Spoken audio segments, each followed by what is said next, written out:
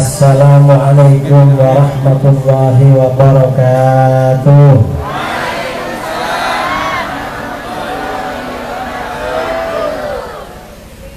Bismillahirrahmanirrahim. Alhamdulillahi rabbil alamin. Lahul hamdu wa lahul fadlu wa lahul thana'ul hasan. Ashhadu an la ilaha illallah wahdahu la syarika lah. Wa ashhadu anna sayyidana Muhammadan abduhu wa rasuluh. Arsalahu Allahu rahmatan lil alamin, basyiran wa nadhira wa da'iyan ila Allah bi'idhnihi wa sirajan munira.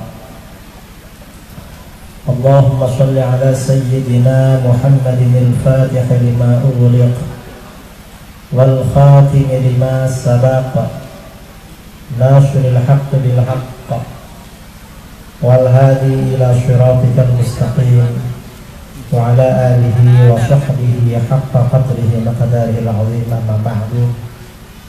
Yang saya muliakan dan saya hormati para alim, para asatidz, para kiai, para buya, para tokoh masyarakat, wabil khusus yang kenal dengan saya Bapak Kiai Walidin,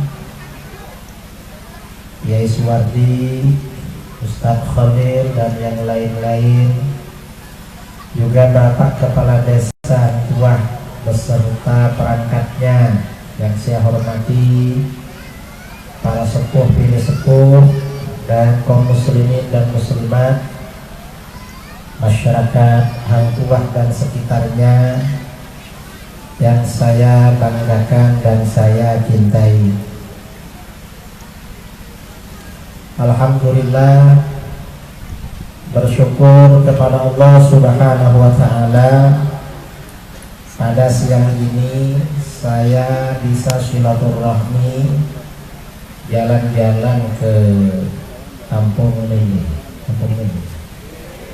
tapi tidak ada lilinnya. Ada? Banyak. Sehang Tua, saya sebenarnya sudah lama ingin kesini, karena sejak 2019 saya sering ke Pekan dan orang-orang ini sering datang menemui saya ke Pekan. Pak Kiai, kapan-kapan ke kampung. Dari kemarin-kemarin informasinya terlambat terus. Dan ini orang-orang di kampung sini ini kabarnya kebanyakan orang Jawa. Betul? Betul. Ada yang dari Jawa, ada yang dari Madura.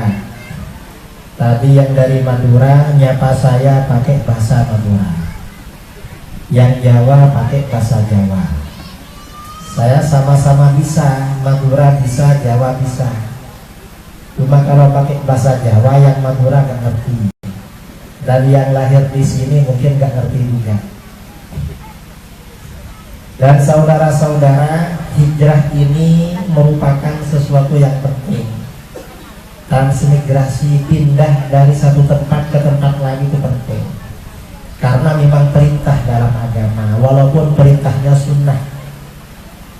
Rasulullah SAW bersabda, hajiru awqanakum turithu awladakum majdan. Tinggalkan kampung halaman kamu, hijrah ke tempat yang jauh. Kalau hijrah ke daerah lain, kamu akan mewariskan kemuliaan bagi anak-anak kamu. Orang hijrah ini akan mewariskan kemuliaan kalau hidup. Mengapa? Biasanya di kampung itu sempit, banyak kesulitan, cari halaman yang luas.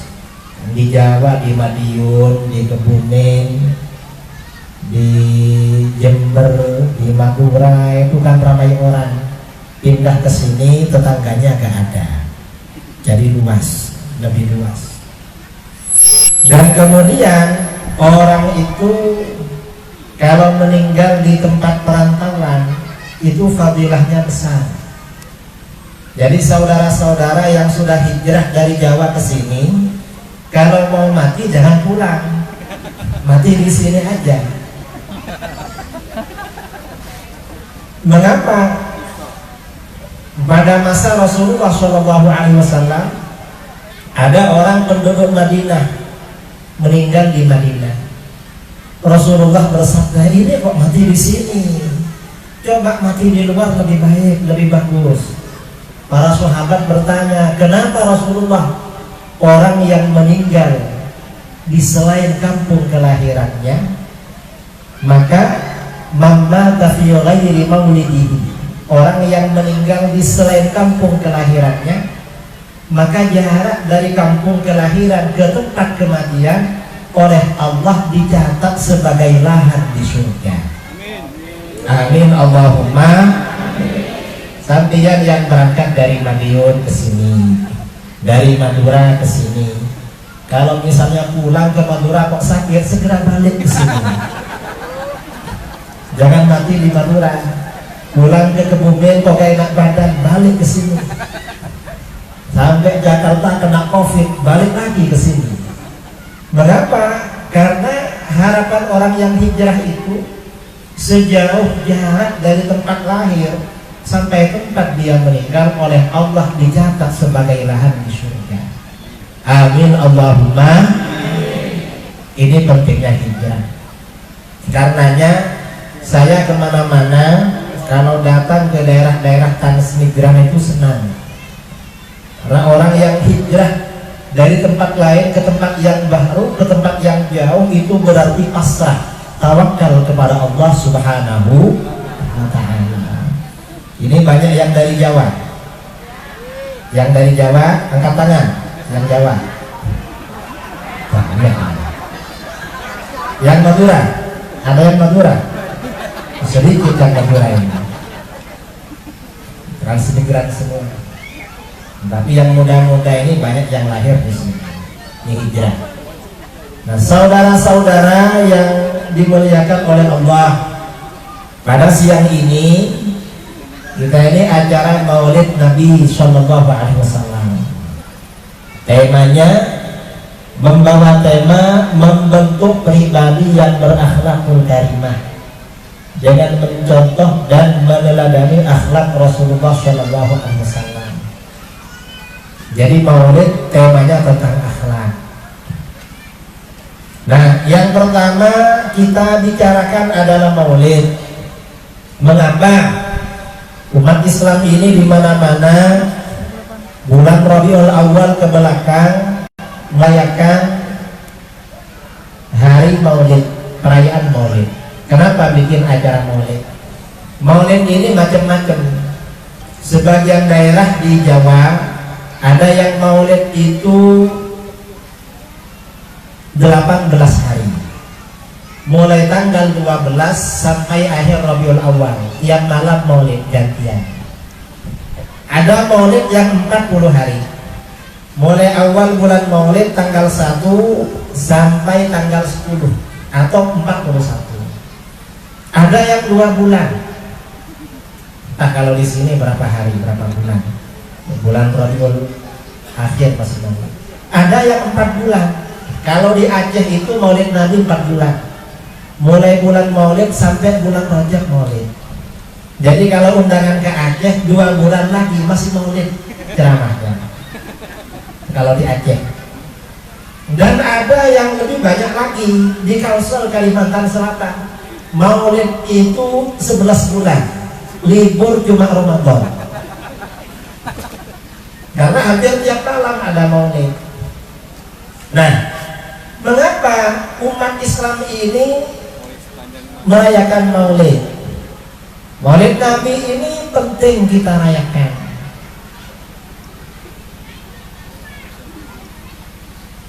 Apa pentingnya kita merayakan Maulid Nabi?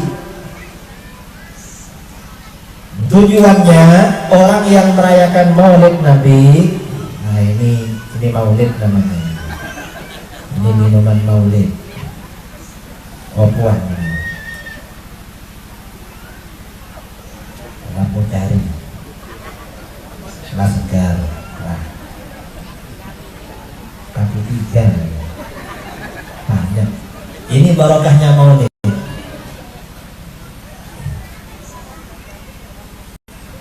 Sing dicoba. Nanti dicoba sedikit-sedikit. Nah, orang mengadakan maulid itu khasiatnya, faedahnya. Yang pertama, orang yang mengadakan maulid, kata Al-Imam Ibnul Jauzi, orang yang merayakan maulid yang pertama, al-amanu fi dzalikal 'am. Oleh Allah akan diberi keamanan selama 1 tahun. Amin Allahumma. Karenanya dengan barokahnya maulid ini bapak-bapak yang di depan ini panas. Ini apa ya Pak? Agak mundur bagaimana? Apa pindah ke sini? Pindah ke atas saja. Nggih, kayak pindah beri mawon biar gak panas. Ternopo-nopo.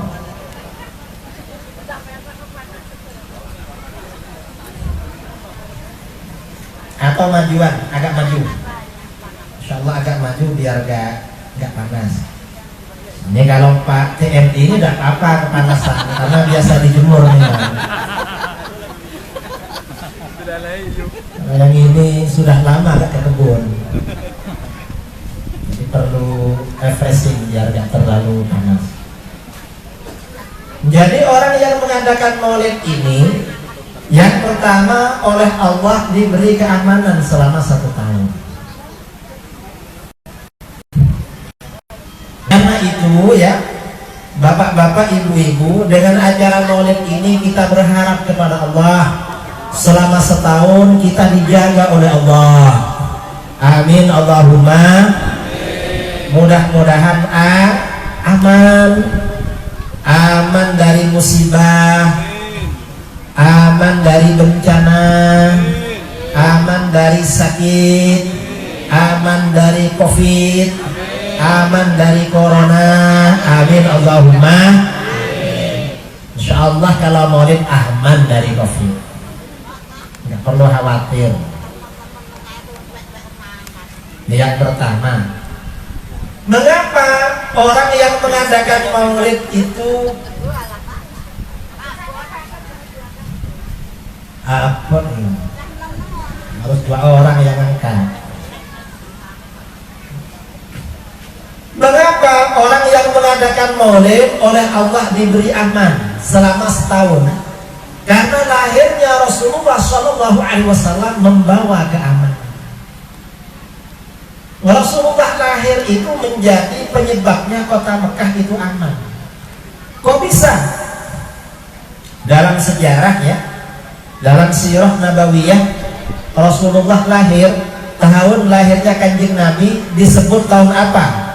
Tahun gajah. Mengapa disebut tahun gajah?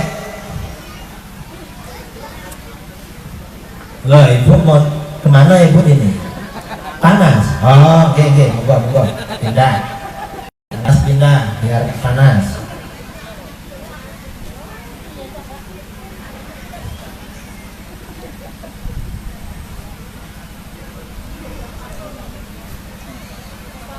Rasulullah itu lahir pada tahun gajah. Mengapa disebut tahun gajah? 2 bulan sebelum Rasulullah lahir, Raja Abrahah dari Yaman itu berencana menghancurkan Ka'bah, membawa pasukan bergajah. Pasukannya naik gajah. Mengapa Raja Abrahah ini membawa pasukan bergajah? Untuk menghancurkan Ka'bah. Raja Abrahah ini agamanya Kristen. Orang Kristen iri kepada orang Arab. Kenapa iri? Orang Arab ini setiap tahun bulan Dzulhijjah berbondong-bondong datang ke Mekah menunaikan ibadah haji. Datang ke Masjidil Haram, ke Ka'bah menunaikan ibadah haji. Orang Kristen nggak punya Ka'bah orang Kristen. Akhirnya Raja Abraha iri. Karena iri, Raja Abraha bersumpah, kata Abraha, saya akan membangun gereja yang megah, di mana nanti orang-orang Arab tidak datang ke Ka'bah lagi, datangnya malah ke Yaman. Raja Abraha membangun gereja, namanya gereja Qulais, yang atapnya ditutup dengan emas. Atapnya dari emas, bangunannya megah. Nah, Ka'bah itu kan cuma batu, bangunannya cuma batu, ya, bangunan tembok berbentuk kubus, bukan emas. Ini Raja Abraha buat gereja namanya Qulais, megah. Setelah gereja ini jadi, Raja Abraha ini kirim pengumuman kepada bangsa-bangsa Arab, ayo pindah, hajinya jangan ke Ka'bah, tapi pindah ke Yaman, ke gereja Qulais. Nah, orang Arab gak mau, karena Ka'bah ini urusan ibadah, gak mau. Ini memang agamanya Nabi Ibrahim, ibadah haji dari masa Nabi Ibrahim. Nah, akhirnya apa? Ada penduduk Mekah dari suku Kinanah datang ke Yaman. Malam-malam ketika orang-orang pada tidur, orang Mekah ini masuk ke gereja Qulais. Sampai di dalam gereja Qulais, dia angkat sarungnya. Setelah angkat sarung, dia buka celananya. Setelah celananya dibuka, dia duduk-duduk, lalu dikeluarkan isinya. Dia buang isi perutnya, buang air besar. Setelah itu pergi, kata dia, sudah tak kasih gerejanya. Besoknya penduduk Yaman heboh, siapa ini yang mengotori gereja? Akhirnya ketahuan kalau yang mengotori seorang, kalau yang buang air besar itu penduduk Mekah. Lalu Raja Abraha bersumpah akan menghancurkan Ka'bah dengan pasukan bergajah. Berangkat dia ke Ka'bah, ke Mekah, naik pasukan bergajah. Begitu sampai di kota Mekah, sampai di depan, di dekat Masjidil Haram, ternyata gajahnya ini duduk gak mau berjalan. Tapi kalau diajak ke arah lain, diajak pulang, bisa lari kencang. Kalau diajak berjalan menghadap Ka'bah duduk. Ada apa ini? Ketika sedang begitu, ya, gak bisa menghampiri Ka'bah, tiba-tiba Allah mengirimkan burung-burung yang disebut dengan burung ababil.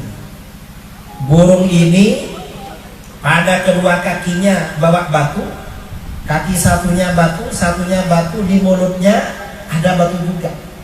Begitu dijatuhkan kepada tentara Abraha yang bergajah ini, menjadi pelor-pelor yang menembus.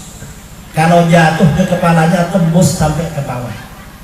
Tentara Abraha oleh Allah dihancurkan pakai burung ababil.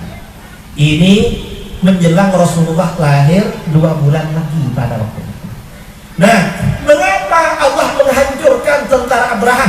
Kata para ulama, ikraman li wiladatin Nabi sallallahu alaihi wasallam, semata-mata karena memuliakan kelahiran Nabi sallallahu alaihi wasallam.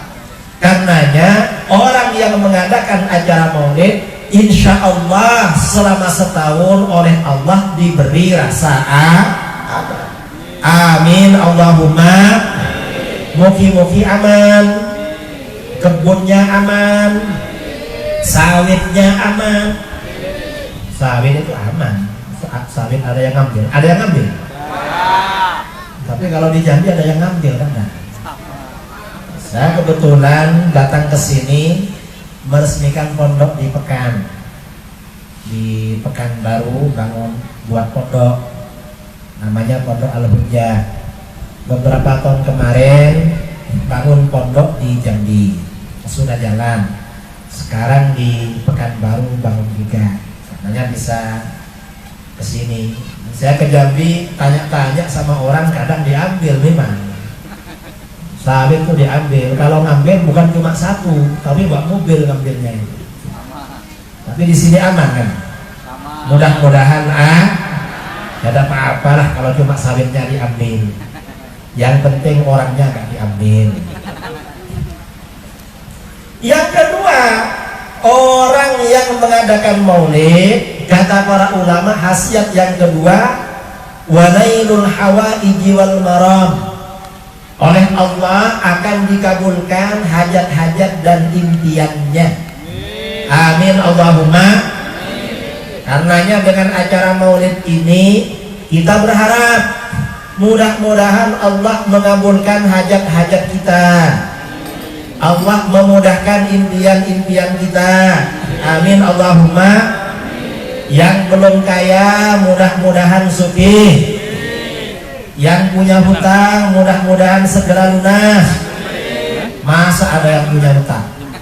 Ada. Kebunnya luas-luasnya. Gak ada yang gak punya. Yang belum punya mantu mudah-mudahan segera punya mantu. Punya mantu yang soleh, yang solehah, banyak anaknya, banyak cucunya, banyak uangnya. Amin Allahumma. Ya karena memang maulid itu seperti itu.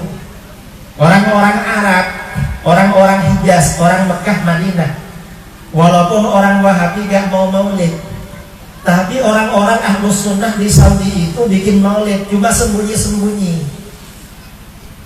Kata orang-orang Wahabi di Indonesia, ya kalau memang maulid ini ada, kenapa di Mekah gak ada? Wong dia ke Mekah cuma jalan-jalan ke toko, habis tawaf jalan-jalan beli oleh-oleh. Coba jalan-jalan ke kampung-kampung, ke rumah para ulama, ke tempat orang-orang Ahlus Sunnah, ada maulid juga. Orang Mekah itu ada hajat apapun bikin maulid. Mau menikahkan anak, maulid. Anaknya ujian, maulid. Anaknya mau ke luar negeri, maulid. Anaknya sakit, apa saja maulid. Karena maulid ini memang mempercepat terkabulnya hajat. Karenanya saudara-saudara yang hadir di tempat ini, hadirkan semua hajat di dalam hati. Hajat apa saja. Anak-anak kita didoakan kepada Allah, mudah-mudahan jadi anak yang soleh, yang solehah, dimudahkan jodohnya, dimudahkan rezekinya.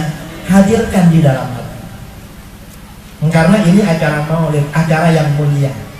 Nah, mengapa orang yang mengadakan maulid ini oleh Allah dimudahkan terkabulnya hajat? Rasulullah SAW sejak sebelum lahir, begitu lahir, sejak masih kecil, selalu menjadi sebab terkabulnya hajatnya orang. Itu Rasulullah. Rasulullah itu gak pernah merepotkan orang. Bahkan beliau ini menghilangkan kerepotan orang. Rasulullah itu ketika lahir, Rasulullah itu lahir malam Senin, tanggal 12 bulan Rabiul Awal, waktu menjelang subuh Rasulullah. Nah, dapat 3 bulan Rasulullah itu menyusu kepada siapa? Ibu Halimah As-Sa'diyah, yang banyak bercerita tentang masa kecil Rasulullah itu Ibu Halimah. Mengapa Ibu Halimah? Karena ibunya sendiri, Ibu Aminah, ibunda Rasulullah SAW, wafat ketika Rasulullah berusia 6 tahun. Jadi usia 6 tahun Rasulullah usia 6 tahun, ibunya sudah wafat.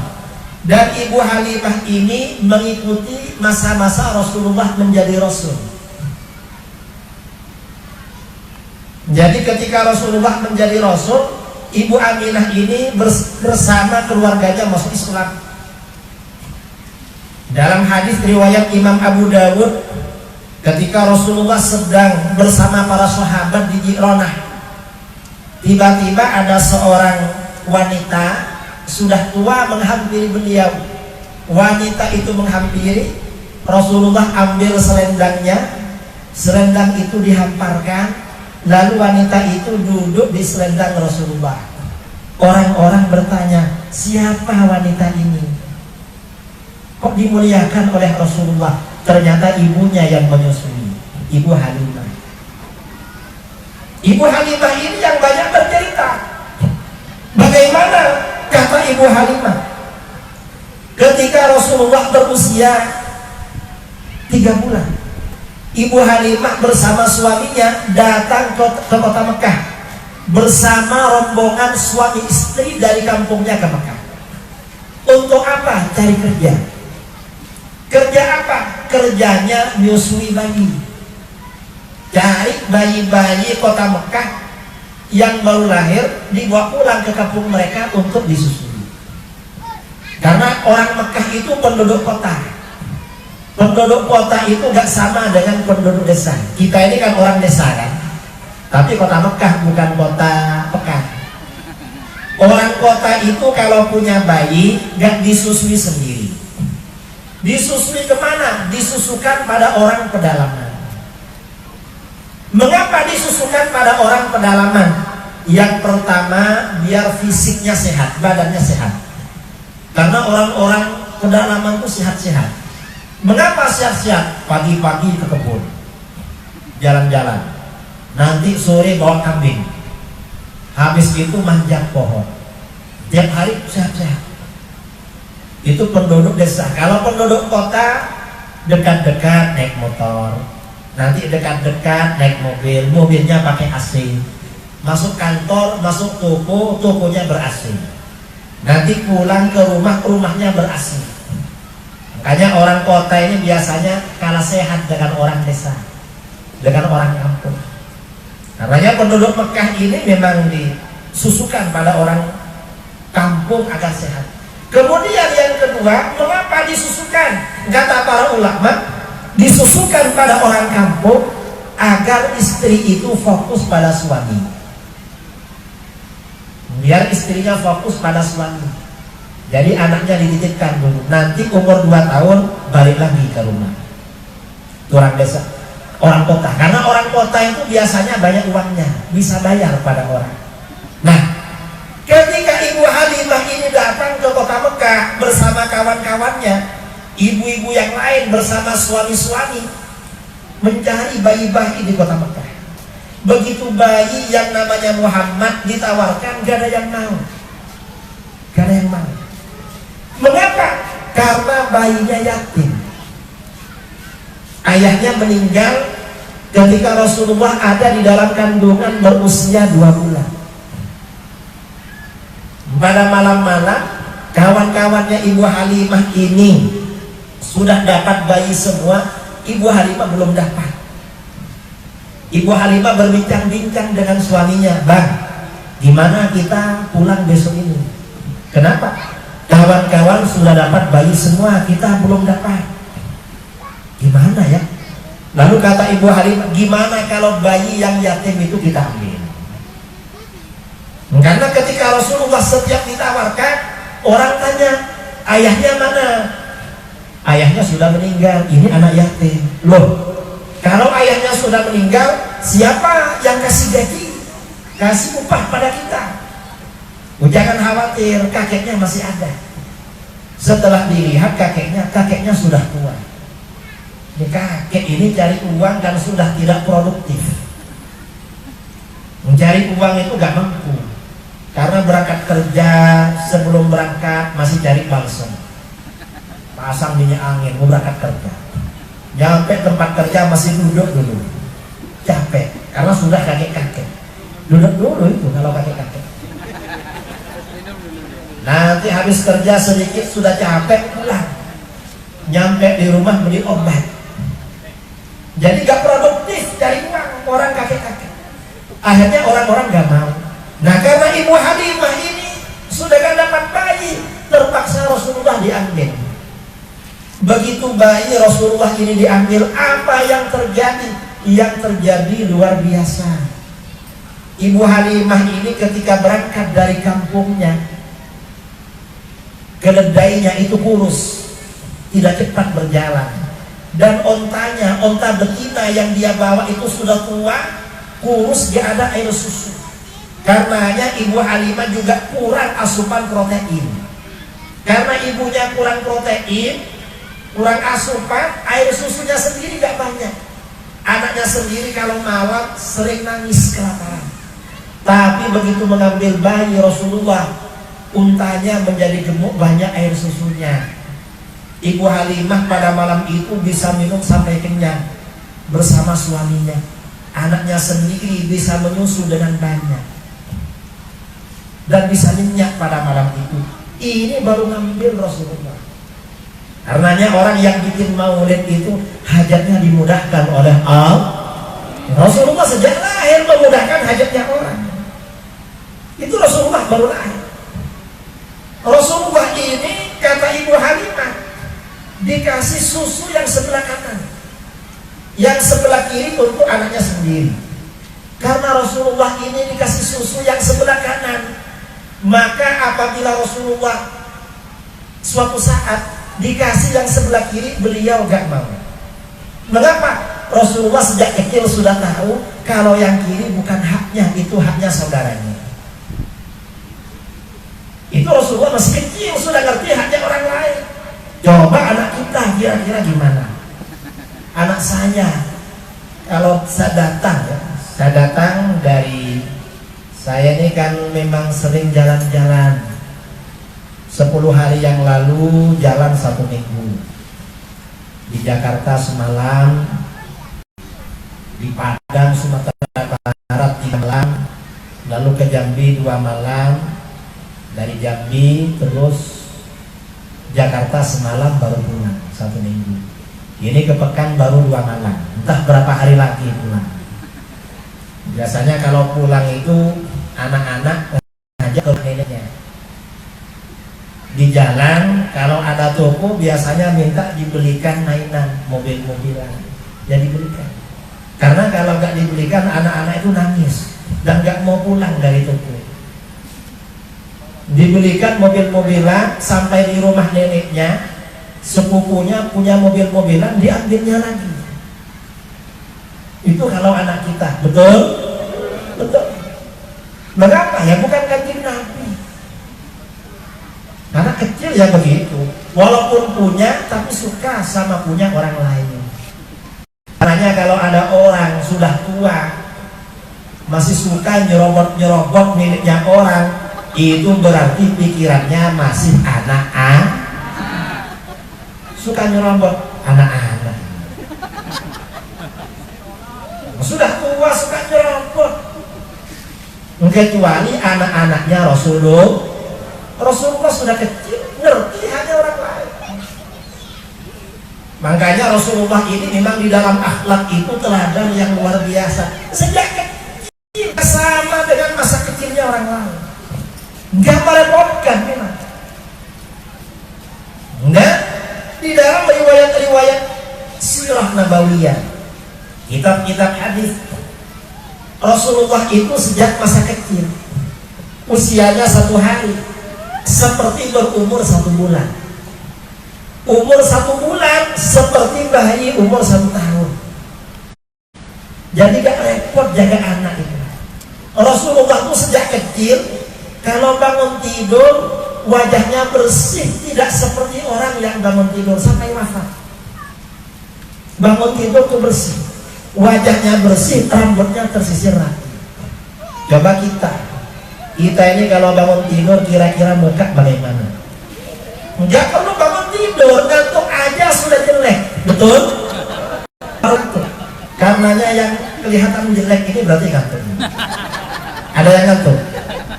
Jangan ngantuk kalau pengajian, karena kalau ngantuk kelihatan Rasulullah ini sejak kecil bangun tidur lah bersih, terus sejak kecil oleh Allah dijaga gak sama dengan orang biasa memang. Lalu ketika dibawa ke kampungnya Ibu Halimah, kata Ibu Halimah, kampungnya Ibu Halimah gak seperti di Hang Tuah ini, banyak pepohonan, banyak rumput. Orang punya kambing, kambingnya gemuk-gemuk. Di kampungnya Ibu Halimah, orang punya kambing, kambingnya pagi digembala, sore dibawa pulang, itu gak kenyang. Karena di Mekah itu memang tandus. Tetapi untuk kambingnya Ibu Halimah, pagi berangkat digembala, sore diambil, kenyang-kenyang dan gemuk-gemuk. Barokahnya Rasulullah sejak kecil memang seperti itu, gak sama. Ini memang masa kecil yang luar biasa. Rasulullah itu manusia pilihan, sejak kecil sudah gak sama dengan masa-masa kecil siapapun. Memang benar-benar dijaga oleh Allah. Ini yang perlu kita tahu. Karenanya kita ini merayakan acara Maulid tujuannya untuk mengagungkan Rasulullah. Mengapa Rasulullah ini diagungkan? Karena wajib memang.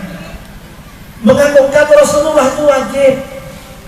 Dan yang benar-benar mengagungkan Rasulullah Shallallahu Alaihi Wasallam hanyalah umat Islam Ahlus Sunnah wal Jamaah. Kalau orang di luar Ahlus Sunnah gak mengagungkan, gak ngerti pada Rasulullah, gak ngerti. Mengapa Rasulullah diagungkan? Karena Rasulullah manusia yang agung. Rasulullah itu benar-benar agung. Para nabi, para rasul itu memang manusia-manusia agung. Di mana letak keagungannya? Para nabi dan para rasul itu, saudara-saudara, semuanya adalah manusia-manusia sempurna. Semuanya manusia-manusia utama. Semuanya manusia-manusia pilihan.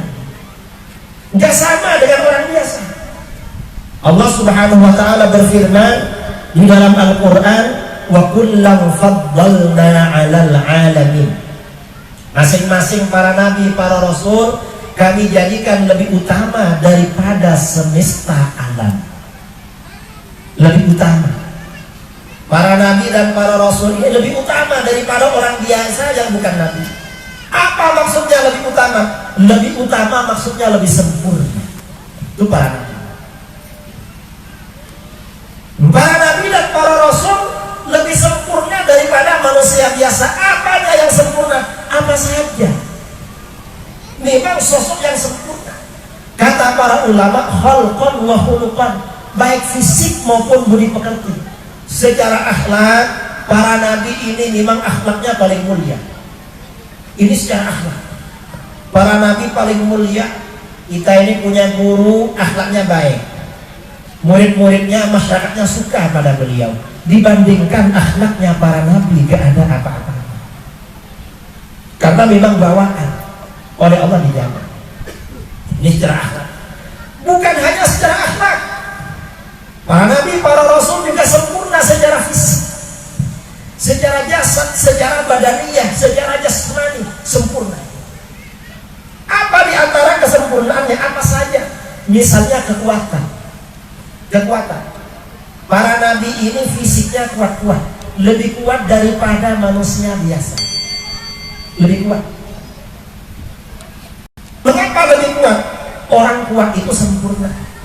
Ibu-ibu punya anak perempuan, ada yang ngelamar. Yang ngelamar sama-sama ganteng. Cuma satunya tidak begitu kuat, satunya kuat. Kira-kira pilih yang mana? Pilih yang kuat, ibu-ibu, apa yang gak kuat? Pilih yang kuat. Kalau ibu-ibu tahu, pilih yang kuat. Tapi kalau bapak-bapak gak khawatir, jangan khawatir, karena bapak-bapak bisa minum obat kuat.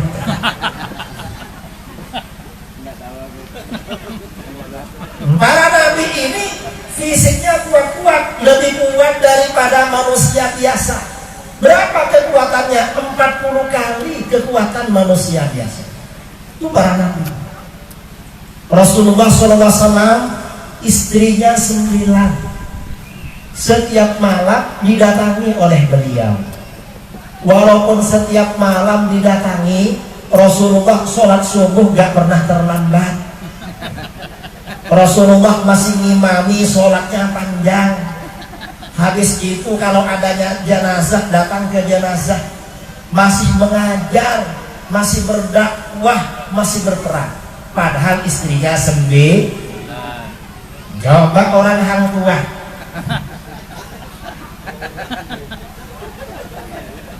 Kira-kira gimana kalau istrinya lebih dari satu? Gak kerja, gak ke kebun, capek. Tapi kalau ngomong-ngomong sama laki-lakinya ingin nambah lagi, padahal cepat loyo. Kalau para nabi ini 40 kali orang biasa fisiknya. Coba kita lihat Nabi Musa. Nabi Musa ketika lahir, Nabi Musa ini pada waktu lahir bersamaan dengan peraturan yang dikeluarkan oleh Raja Fir'aun. Suatu ketika Raja Fir'aun ini bermimpi. Dalam mimpinya ada api kecil terbang dari Palestina ke Mesir. Sampai di Mesir, api ini membakar rumahnya Fir'aun dan membakar rumahnya penduduk Mesir. Sementara orang-orang Bani Israel di Mesir rumahnya aman, gak kena api. Fir'aun terkejut. Wah, kok mimpi begini, ada apa? Fir'aun itu penasehatnya tukang sihir, para penyihir dan para dukun. Dipanggilnya para tukang sihir dan para dukun. Ada apa Tuan Raja? Saya bermimpi. Apa mimpinya? Diceritakan mimpi. Lalu kata semua penasehatnya sepakat, kalau mimpi raja betul seperti itu, berarti akan lahir seorang bayi laki-laki dari Bani Israel. Bayi ini yang akan menjadi penyebab kematian raja dan bangsa raja. Loh, begitu? Ya. Fir'aun gak bingung-bingung karena dia penguasa yang zalim. Langsung bikin peraturan. Apa peraturannya? Setiap wanita Bani Israel yang hamil harus didata. Siapa saja yang hamil. Nanti kalau lahir bayinya laki-laki dibunuh. Kalau bayinya perempuan dibiarkan hidup, nanti jadi pembantu. Kalau laki-laki dibunuh, kita kayak mati, kata Fir'aun. Begitu Nabi Musa dilahirkan, bingung orang tuanya, gimana ini? Akhirnya datang petugasnya, satgas, satuan tugas. Tadi bukan satgas COVID, satgasnya Fir'aun yang cari bayi-bayi. Datang, Nabi Musa disembunyikan di dalam tungku masak. Setelah petugas ini pulang, orang tuanya Nabi Musa berpikir, gimana ini cara menjaga? Akhirnya punya pikiran, pesan peti. Datang kepada mebel, pesan peti dari kayu. Lalu Nabi Musa dimasukkan ke dalam peti, dihanyutkan di Sungai Nil. Setelah hanyut di Sungai Nil, kakaknya yang perempuan mengintip dari kejauhan, mengikuti siapa yang ngambil adik saya ini. Kira-kira yang ngambil adiknya siapa? Sampai di hilir, peti ini oleh air dimasukkan ke daerah yang banyak pohonnya. Di pinggir ada tepi itu banyak pohonnya, akhirnya nyangkut di situ. Makanya dikasih nama Musa. Emu itu artinya air, esa itu artinya pohon. Pada waktu itu ada dayang-dayangnya Raja Fir'aun, dayang-dayangnya permaisuri Fir'aun berangkat ke sungai mau mandi. Karena orang sana mandinya di sungai. Kalau orang sini kan ada yang mandi di sungai di sini, gak ada. Nah sini, gak ada ya, karena sudah punya kamar mandi. Kalau dulu gak punya kamar mandi, mandinya di mana-mana. Dan ketika mandi di sungai ada peti, diambilnya peti. Ini peti kok bagus, pasti isinya istimewa. Lalu diserahkan kepada tuannya, permaisuri Raja Fir'aun namanya Siti Asia. Begitu Siti Asia ini melihat bayi Nabi Musa, hatinya langsung tertarik. Siti Asia menikah bertahun-tahun dengan Raja Fir'aun, gak punya anak. Ini rezeki dari Allah yang ada. Nabi Musa bayinya kan diambil, Lalu bayi ini oleh Siti Asya diambil, dibawa ke hadapan Fir'aun. Tuan, suamiku, ada apa permaisuri? Qurratu ainin liwala. Ini anak kesayangan kita. Kita punya anak ini. Kata Fir'aun, loh ini bayi, jangan-jangan yang mau bunuh saya, katanya. Loh Tuan, ini dapat di sungai, bukan anaknya Bani Israil. Ini rezeki, kita gak punya anak. Ini anak kesayangan kita. Ini anak kamu, bukan anak saya gak butuh. Fir'aun itu sejak kecil memang gak suka pada Nabi Musa. Karenanya sabda Rasulullah SAW, seandainya Fir'aun ketika Nabi Musa masih kecil senang pada beliau, oleh Allah dikasih hidayah. Karenanya kita ini jangan mudah benci pada orang, apalagi kepada orang kepada habaib, kepada para ulama, ya, kepada habaib, para ulama yang ahlus sunnah wal jamaah. Kalaupun beda organisasi, beda apa, jangan benci. Mengapa? Khawatir yang bersangkutan kekasih Allah.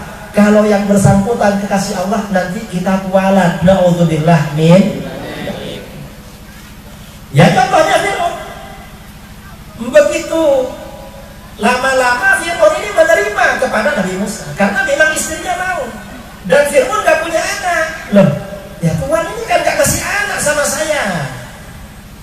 Saya ini butuh anak. Ya sudah, dengan terpaksa Fir'aun menerima Nabi Musa sebagai anak. Karena sudah diterima sebagai anak. Begitu Nabi Musa ini sudah bisa bergerak-gerak, tangannya sudah bisa jamah-jamah, bisa ngambil, oleh Fir'aun digendong. Ketika Nabi Musa digendong masih kecil, Nabi Musa ini pegang-pegang jenggotnya Fir'aun. Begitu pegang-pegang, tiba-tiba oleh Nabi Musa ditarik sampai rontok. Padahal masih kecil. Fir'aun terkejut, dipanggil permaisurinya. Permaisuri, apa? Ini harus dibunuh anak ini. Nah kenapa Tuhan? Jangan-jangan anak ini yang mau bunuh saya. Loh kok mau bunuh Tuhan? Ini jenggot saya ditariknya sampai habis. Kata Siti Asya, Tuhan ini anak kecil gak ngerti apa-apa. Oh iya ya. Fir'aun menerima, ini anak kita, tapi kok kuat sekali. Kata Siti Asya, kita ini sebagai seorang raja beruntung punya anak yang kuat, karena ini putra mahkota Tuhan. Oh iya, diterima. Lama-lama Nabi Musa ini belajar berjalan. Fir'aun duduk di kursinya. Saya gak mau duduk, karena kalau duduk niru Fir'aun. Gak boleh niru orang kafir itu. Tapi nanti mau duduk setelah selesai cerita Fir'aun. Ketika sedang duduk di kursi, Nabi Musa yang baru belajar berjalan, kaki kursinya kena tendang, jatuh dia. Terkejut lagi Fir'aun, ini pasti yang akan bunuh saya. Dipanggil permaisurinya, permaisuri, ini harus dibunuh ini. Kenapa Tuhan? Ini yang akan bunuh saya, ini anak kecil Tuhan. Nah kenapa? Tadi saya duduk di kursi ditendang, saya jatuh. Loh Tuhan, kalau duduk hati-hati kalau ada anak, ini gak ngerti apa-apa. Kata Fir'aun, tapi kok dari kemarin-kemarin yang selalu kena itu saya. Kenapa yang lain gak kena, katanya, kata Fir'aun. Nah ini artinya apa? Para nabi itu secara fisik sejak kecil memang kuat-kuat, karena memang sifat kesempurnaan para nabi. Para ulama, para aulia biasanya kuat-kuat. Para ulama, para aulia itu jarang tidur, jarang makan, puasa sehat-sehat. Mengapa? Pewaris para nabi biasanya kuat-kuat, yang benar-benar pewaris. Kalau yang kayak kita-kita ini kuatnya kuat makan, bukan kuat ibadah. Kalau makan kuat.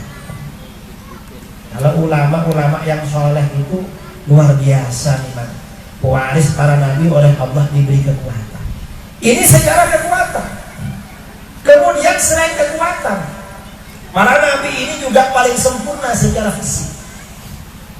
Kata para ulama, di antara syarat seorang nabi, ayyakuna ajmalan nas. Nabi itu harus manusia paling ganteng. manusia paling handsome, manusia paling tampan. Seorang nabi gak boleh kalah tampan dengan orang biasa, atau agak jelek, apalagi jelek sekali gak ada. Nabi itu ganteng-ganteng. Mengapa penampilan para nabi harus lebih ganteng dari orang biasa? Kalau ada nabi kalah ganteng, kalah gagah dengan orang biasa, umatnya akan keliru. Mana yang nabi, mana yang bukan. Karenanya begitu orang-orang datang ke Madinah melihat Rasulullah SAW berkumpul dengan para sahabat, orang-orang itu tahu ini Rasulullah ganteng, karena kesama dengan orang lain. Kalau kalah ganteng orang bisa keliru. Ini banyak terjadi pada kiai-kiai yang kurang gagah.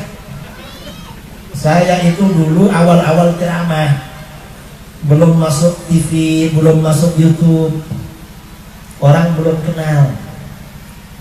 Saya diundang acara Surah Mi'raj di Denpasar. Waktu itu badan saya masih kurus, berat badan 40 kilo, tahun 2009. Sekarang ini karena sudah bolak-balik Sumatera, bolak-balik Pekanbaru, badan saya 60 kilo lebih. Karena makanan Riau cocok dengan saya. Saya nanti pulang ini entah nambah berapa ton. Karena badan masih kurus, sopir saya orangnya tinggi gagah, agak hitam gagah. Saya pakai baju putih, sopir ini baju putih, gak pakai jubah waktu itu. Karena datang terlambat, acaranya dalam masjid, jamaah nunggu di luar. Begitu mobil datang, berhenti.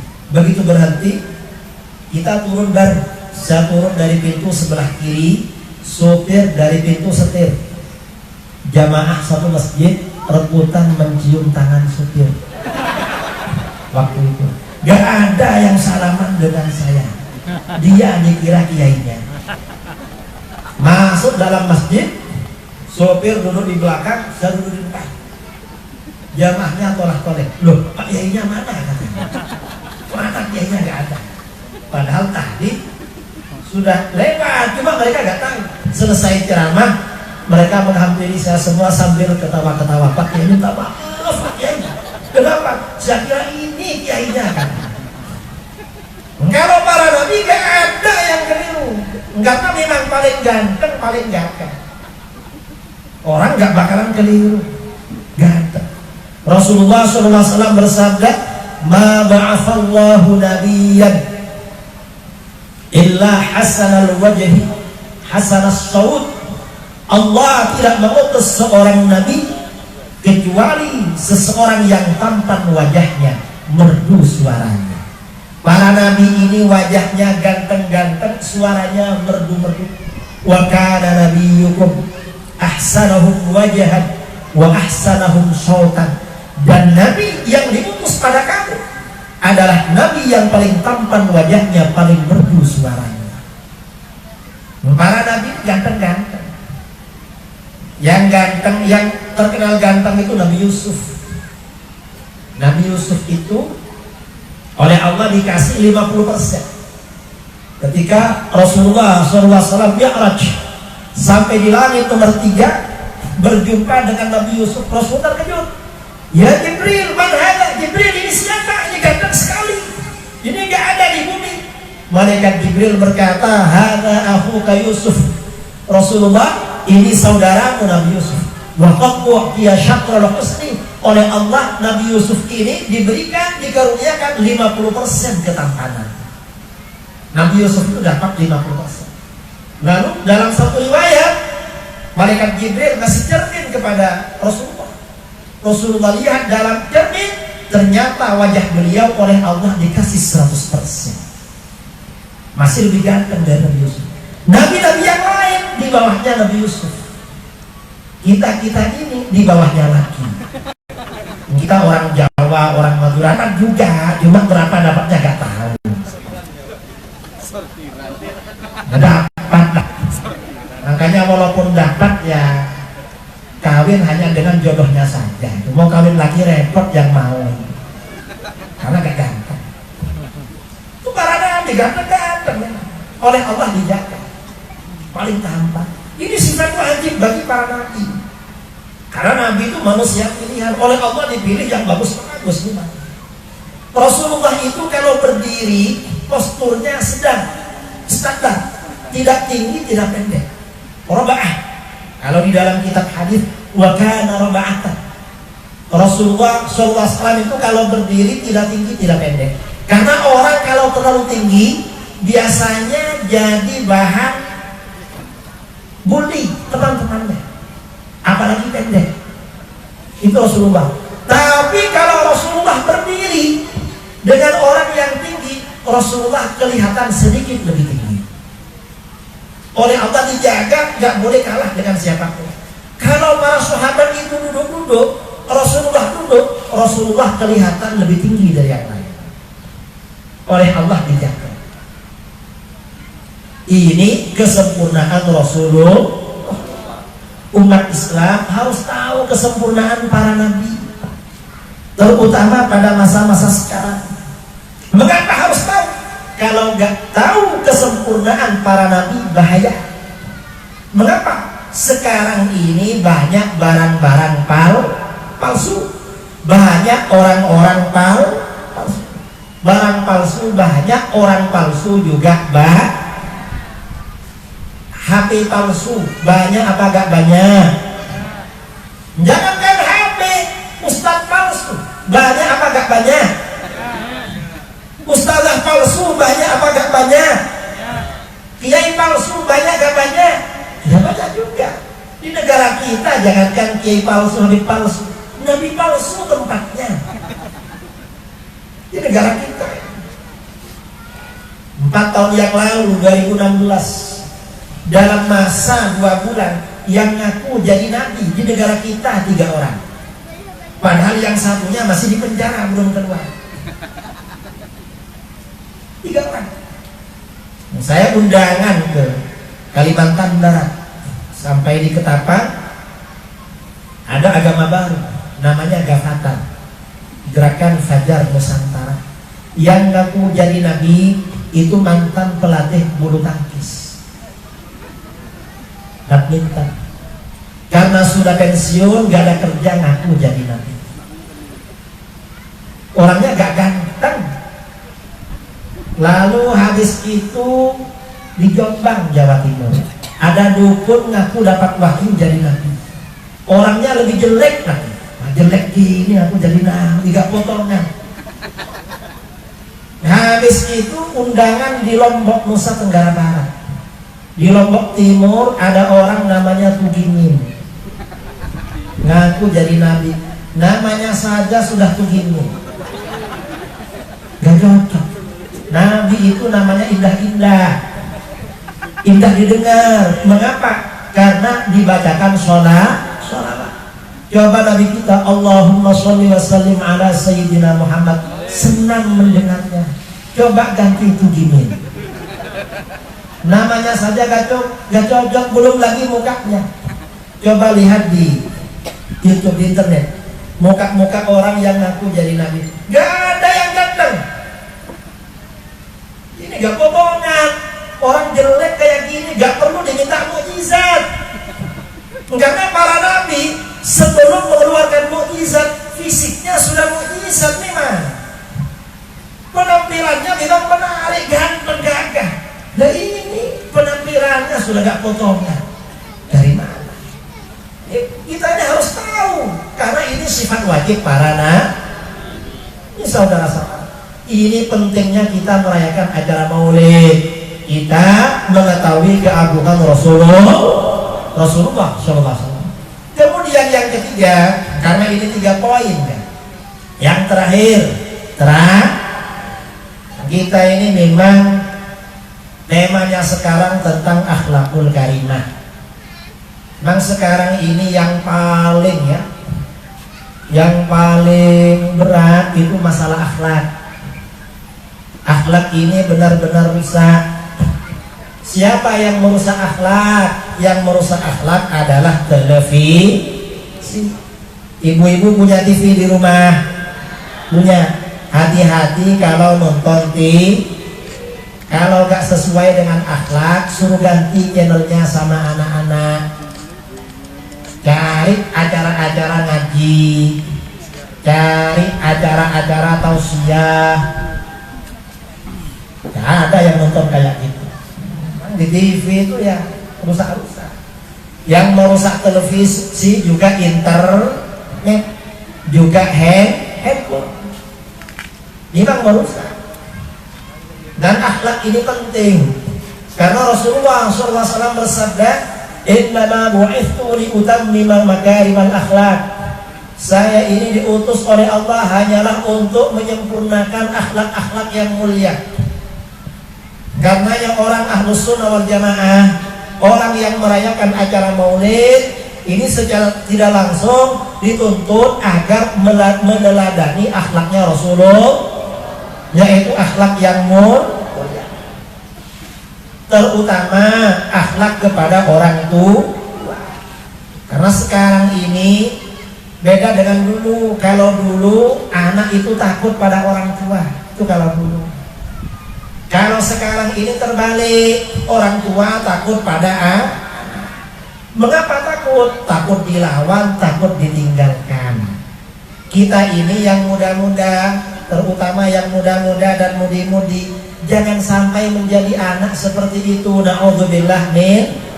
Harus menjadi anak yang menjadi anak yang berakhlakul karimah. Mengapa menjadi anak yang berakhlakul karimah? Akhlak yang mulia kepada orang tua itu akan mendatangkan rizki. Akhlak yang mulia kepada orang tua akan mendatangkan kekayaan di dunia dan akhirat. Itu akhlak. Dan orang tua juga perlu mendidik anaknya agar akhlaknya baik. Bagaimana? Sejak kecil dimasukkan ke TPA, Taman Pendidikan Al-Quran. Ngaji madrasah, kalau perlu mendokkan. Saya orang Jawa buka pondok di Pekanbaru. Bapak-bapak dan ibu-ibu yang ada di sini, kalau punya anak tetangga bisa dimasukkan ke pondok kami. Karena ini pondok Jawa, yang ngajar dari Jawa, dari Madura. Mengapa dipondokkan? Agar nanti dididik akhlak. Karena orang ini kalau akhlaknya baik sudah dapat segala-galanya. Yang penting akhlaknya. Akhlak ini paling penting. Karena kalau di pondok ini ibadahnya dijaga, akidahnya dijaga, tata krama, akhlaknya, budi pekertinya juga dijaga. Kalau ibu ini akhlaknya, anaknya sudah berakhlak baik, ibu gak perlu khawatir. Walaupun tidak mewariskan rumah mewah, gedung bertingkat, mobil mewah, atau apapun yang banyak, gak perlu khawatir. Mengapa? Orang yang akhlaknya baik kepada orang tua, insya Allah rizkinya dimudahkan. Amin Allahumma. Karena akhlak ini penting. Nah, sekarang ini gara-gara akhlak, gara-gara HP, kadang akhlaknya kurang. Mengapa? Disapa orang tuanya, HP-nya berbunyi, siapa yang dijawab duluan? HP-nya duluan. Gak boleh seperti itu. Orang tua didahulukan, HP itu ngapain? Orang tua harus dahulukan. Ini cerita ya, terakhir cerita. Diceritakan oleh Imam Al-Baghawi dalam tafsirnya Ma'alimut Tanzil. Dulu ada seorang yang soleh, punya istri, punya anak banyak. Lama-lama ayahnya ini merasa ajalnya sudah dekat. Ya karena sudah tua, sudah sakit-sakitan. Dia punya sapi yang baru lahir. Punya sapi yang masih pedek ya. Kata orang Jawa, apa anak sapi? Pedek. Sapinya oleh ayahnya ini dibawa ke hutan. Sampai di hutan, dia berdoa, ya Allah, sapi ini saya titipkan kepada Engkau. Nanti kalau anak saya mencari, pertemukan dengan anak saya. Sapi ini pertemukan dengan anak saya yang masih bayi. lama-lama ayahnya ini meninggal. Setelah anaknya ini besar, anaknya ini menjadi orang yang berbakti kepada ibunya. Kalau siang dia cari kayu, dari pagi cari kayu, nanti habis zuhur hasil kayunya dijual. Hasil kayunya ini separuhnya disedekahkan, separuhnya diserahkan kepada ibunya. Tiap hari begitu. Kalau malam hari, sepertiga malam dia beribadah kepada Allah. Karena orang beragama. Kalau sepertiga malam berarti 12 ya, 12 dibagi 3. 4 jam beribadah pada Allah. Nanti 4 jam istirahat. 4 jam istirahat. Setelah istirahat 4 jam, dia duduk di samping ibunya. Ya mikitin, ya pokoknya ibunya dilayani. Apa keperluan ibu setiap hari. Lama-lama ibunya bilang, "Nak, apa? Ayahmu dulu sebelum meninggal punya sapi. Kamu masih kecil. Mana mah sapinya? Sapinya di hutan. Sapinya ada di hutan. Daripada kamu capek-capek begini, tiap hari kamu cari kayu, tiap hari, biar kamu gak terlalu capek, sapinya itu ambil ya. Ambil, sapinya itu warnanya keemasan, warnanya kuning seperti emas. Dan nanti kamu bawa pulang, tapi jangan kamu naiki, kamu pegang kepalanya, kamu bawa pulang pegang kepalanya. Siap mah, berangkat dia katakan. Oleh mamanya diajarkan sampai di hutan, kamu berdoa kepada Allah, ya Allah, mana sapi yang diwariskan oleh ayahku untuk saya, pertemukan denganku. Setelah berdoa, tiba-tiba ada sapi lewat. Sapi lewat ini besar, warnanya keemasan, kayak emas. Akhirnya dipanggil, sapi kesini. Sapi itu menghampiri. Karena mungkin anak ini berbakti pada orang tuanya, dia diberi keistimewaan oleh Allah bisa bicara dengan sapi. Karena berbakti. Ayo saya pulang. Lalu kata sapinya, naiki aja saya. Kamu naik saya biar gak capek. Loh enggak. Saya oleh mama gak boleh menaiki kamu. Saya suruh bawa telinga. Saya bawa, suruh pegang kepala kamu bawa pulang. Kata sapinya, coba kamu menaiki saya, kamu gak bisa pulang. Tapi berhubung kamu gak mau menaiki saya, karena berbakti kepada mamamu, kamu bisa membawa pulang saya. Akhirnya sapinya dibawa pulang. Sampai di rumah, kata mamanya, "Ma, ini mau diapakan sapi? Ini besok kamu bawa ke pasar. Jual seharga 3 dinar. Harganya 3 dinar, gak boleh lebih." Dibawa ke pasar. Sampai di pasar ada orang laki-laki datang.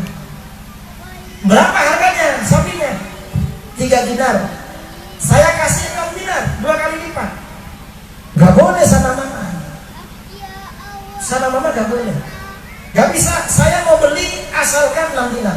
Loh, sama mama gak boleh. Ya sudah, kalau begitu kamu tanya mamamu. Pulang dia. Nah, karena sapinya gak laku.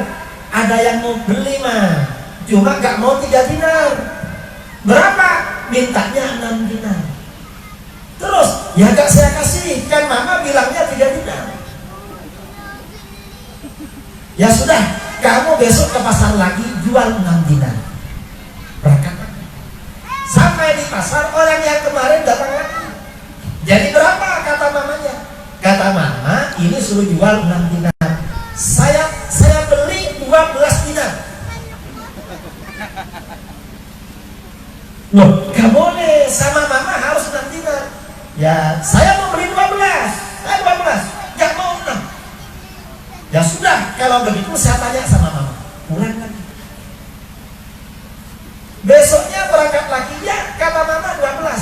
Kata laki-laki itu, saya beli 24 dinar. 3 kali pertemuan naik terus 2 kali lipat. Kira-kira kalau kita gimana ditawar begitu? Langsung gas naik. Langsung dijual dan nggak bilang-bilang, ya mah ini barokahnya mama laku 3 dinar. Karena kita bukan orang yang baik memang. Akhirnya besoknya kata mamanya, nak, apa mah? Itu bukan manusia yang mendatangi kamu. Siapa mah? Itu pasti malaikat. Kamu tanyakan, ini mau diapakan sapi? Kok setiap dinaikkan kamu naik lagi? Saya ini bolak-balik. Besoknya ketemu. Gimana kata mamamu? Kata mama, saya suruh tanya. Ini kata mama mau diapakan? Sapinya pasti malaikat, bukan manusia. Gak ada manusia kayak kamu. Ya, saya malaikat. Terus bagaimana? Sapi ini jangan kamu jual. Karena sekarang umatnya Nabi Musa sedang diazab oleh Allah, diberi sanksi oleh Allah, harus menyembelih sapi, dan sapinya seperti sapi kamu. Dan nanti harganya sebesar emas sebesar sapi kamu. Akhirnya kan dijual. Lama-lama orang Bani Israel, karena di kalangan Bani Israel ada orang terbunuh, gak ketemu siapa yang membunuh. Mereka nuntut siapa Nabi Musa yang membunuh orang ini. Lalu oleh Nabi Musa disuruh menyembelih sapi. Disuruh menyembelih sapi, sapinya seperti apa? Terus begitu. Sampai Allah memberikan sanksi yang berlipat-lipat, suruh membeli sapi yang berwarna kuning dan masak. Akhirnya sapinya anak ini.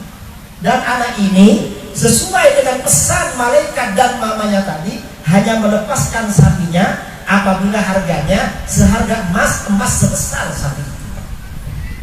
Jadi emasnya sebesar sapi. Ada yang punya emas sebesar sapi di hang tua? Ada. Kalau ada berarti emasnya Mas Joko. Mas Joko, iya. Mas siapa namanya? Ada Pak Kiai, tapi emas saya, bukan emas. Ini mengapa anak ini rezekinya dimudahkan oleh Allah? Karena anak ini berbakti kepada orang tua. Karenanya kita, terutama kepada anak-anak yang masih anak-anak ini, kita ini jangan sampai menyakiti orang tua.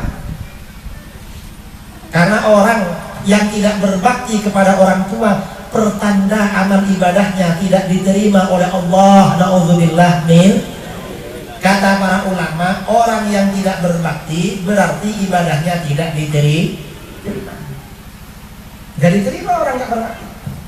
Karena di dalam Al-Quran, berbakti kepada orang tua perintahnya oleh Allah disandingkan, digandeng dengan perintah beribadah. Wa qadha rabbuka alla ta'budu illa iyyah. Tuhanmu memerintahkan agar kamu jangan sampai menyembah kecuali kepada Allah. Perintah pertama, wa bil walidaini ihsana. Dan kalian harus benar-benar berbuat baik kepada kedua orang tua.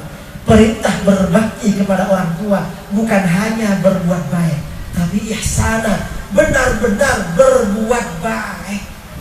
Kalau cuma baik masih jangan ikuti Al-Quran, tetapi harus benar-benar berbuat baik. Kalau orang tidak benar-benar berbuat baik kepada orang tua, berarti pertanda ibadahnya tidak diterima oleh Allah. Ini perlu introspeksi. Jadi bagi yang anak-anak, pokoknya berbakti sudah kepada orang tuanya, gak usah mikir. Kadang-kadang anak-anak sudah dewasa. Saya ini ngajar di kampus. Dulu saya jadi dosen dulu. Sekarang ini sudah berhenti jadi dosen, karena dosennya dari masjid ke masjid, dari panggung ke panggung. Dulu di kampus sama dengan Ustadz Abu Somad, kayaknya sekarang sudah berhenti jadi dosen karena sudah keliling terus.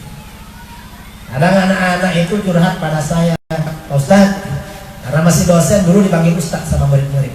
Sekarang kan sudah dipanggil Kiai, karena punya pondok ceramah kemana-mana. Ya Kiai. Kenapa? Saya ini suka sama itu. Terus sama orang tua gak boleh. Ya jangan, kalau sama orang tua gak boleh. Saya sudah terlanjur suka Ustadz. Gimana? Kamu minta apa? Minta solusi gak bisa. Karena orang tua itu ya bilang surga. Apalagi itu orang tua, surga itu di bawah kaki itu semua kita. Dan itu bukan hanya surga akhirat, tetapi juga surga dunia. Dan orang-orang yang sukses, para ulama yang soleh, orang-orang yang sukses itu semuanya orang-orang yang berbakti kepada orang tua, sukses dunia akhir. Maka kalau orang tua kita masih hidup, kita harus berbakti. Kalau sudah meninggal, bentuk berbakti kepada orang tua, senantiasa mendoakan orang tua, didoakan terus. Kalau ada uang, kita sedekah, lalu niatnya pahalanya untuk orang tua. Ada apapun, kalau nanti ada rezeki lebih banyak, sembelih kambing, undang tetangganya, baca tahlil, pahalanya untuk orang tua. Itu bagian daripada bentuk berbakti. Jadi kalau orang tua yang sudah meninggal, ada kesempatan kita balik kampung, datang ke kuburannya, ziarah. Di situ baca Al-Quran. Mengapa baca Al-Quran di situ? Atau kalau nggak baca Al-Quran, tabur bunga, berdoa kepada Allah agar mengampuni orang tua kita. Mengapa? Orang tua ini senang. Orang yang sudah meninggal, kita ini misalnya punya orang tua yang ada di sini, anaknya kerja di Pekan, anaknya kerja di Palembang, tiap bulan kirim uang. Kira-kira ibu-ibu, bapak-bapak senang apa enggak? Kalau suatu saat anaknya bersama istrinya atau bersama suaminya sama cucunya datang ke sini, kira-kira tambah senang apa enggak? Tambah senang. Orang mati juga begitu, dikirimin doa didatangi, apalagi tambah senang, terhibur didatangi walaupun sudah meninggal. Rasulullah SAW bersabda, "Anasu ma yakunul mayyitu fil qabri idza zarahu man kana yuhibbuhu fid dunya." Paling senangnya orang mati di alam kubur apabila dia dikunjungi oleh orang-orang yang dia cintai ketika di dunia. Siapa orang-orang yang dia cintai? Orang tua yang dicintai biasanya kalau istri yang dicintai adalah kalau suami yang dicintai adalah istri. Itu bagian dari berbakti. Dan orang ini kalau bersedekah dianjurkan niatnya untuk orang tua. Rasulullah SAW bersabda, "Idza tasaddaqa ahadukum bi shadaqatin tatawwu'an falyaj'alha 'an abawayhi." Apabila kamu mengeluarkan sedekah sunnah, bukan sedekah wajib, sedekah sunnah, sedekah pada yatim piatu, sedekah pada janda, pada fakir miskin, pada masjid, niatkan pahalanya untuk kedua orang tua. Mengapa untuk kedua orang tua? Fayakunu lahuma ajruha. Pahala sedekah itu langsung mengalir pada kedua orang tua. Loh, kalau pahala itu mengalir pada orang tua, kita yang bersedekah dapat apa? Jangan khawatir, wala yanqusuhu min ajriha syai'. Kamu yang bersedekah tidak kurang sedikit pun dari pahalanya. Pahala kamu dapat diperoleh secara penuh, orang tua juga dapat pahala secara penuh. Amin Allahumma. Dan anak yang rajin mendoakan orang tua, urusannya dimudahkan oleh Allah. Karena di dalam hadis riwayat Imam Ad-Dailami, "Idza tarakal 'abdu ad-du'a liwalidayhi in qata'a anhu rizqu fid dunya." Apabila seseorang meninggalkan mendoakan bagi orang tuanya,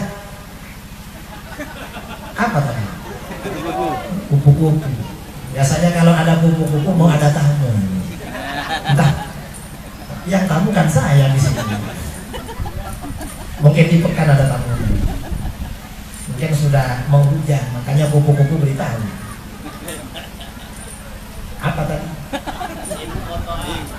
Apabila seseorang meninggalkan doa bagi kedua orang tua, maka rizkinya diputus oleh Allah di dunia. Artinya apa? Orang yang malas mendoakan orang tua, orang yang malas bersedekah untuk orang tua, urusannya di dunia oleh Allah dipersulit, naudzubillah min. Tapi orang yang rajin mendoakan orang tua, orang yang rajin bersedekah untuk orang tua, insya Allah urusannya, rizkinya di dunia oleh Allah dimudahkan. Amin Allahumma amin. Karenanya saudara-saudara kita yang hadir dalam acara Maulid Nabi ini ya, dalam acara Maulid, hadirkan harapan kepada Allah, permohonan kepada Allah, doa kepada Allah. Mudah-mudahan kita ini dalam sisa umur kita ini dijadikan orang yang berbakti kepada Allah, juga berbakti kepada orang tua. Amin Allahumma.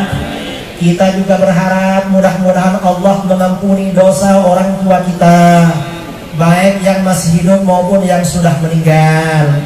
Kita juga berharap mudah-mudahan anak-anak kita menjadi anak yang soleh dan solehah, menjadi anak yang berbakti kepada orang tua. Amin Allahumma.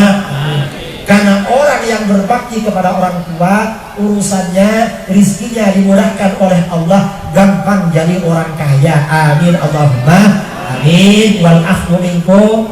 Karena ini hujan sudah mulai menyapa, saya gak perlu lama-lama, mudah-mudahan bermanfaat. Kalau ada sumur di ladang, boleh kita numpang mandi. Kalau ada umur panjang, mudah-mudahan kita berjumpa lagi. Amin Allahumma amin. Assalamualaikum warahmatullahi wabarakatuh.